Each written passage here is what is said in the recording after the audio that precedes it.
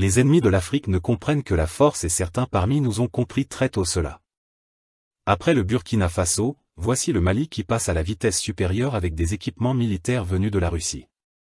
Félicitations aux autorités de l'AES, plus précisément maliennes qui ont compris que pour avoir la paix en Afrique, il faut préparer la guerre.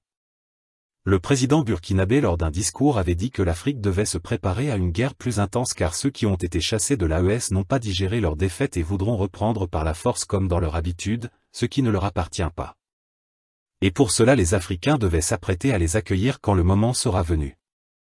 Et ces équipements militaires que nous voyons, n'est que la réponse à quelque chose qui se prépare dans l'ombre.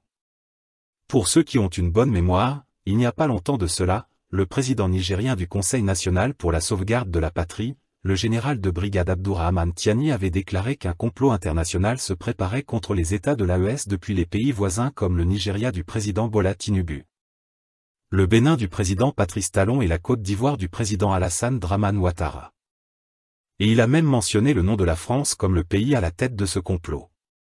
Parce qu'avoir ces chars de combat comme si nous étions en première ligne sur le front en Ukraine, nous pouvons admettre que ces armes ne sont pas dirigées seulement contre les djihadistes qui circulent à moto et à vélo, mais plutôt contre une armée beaucoup plus conventionnelle et bien entraînée.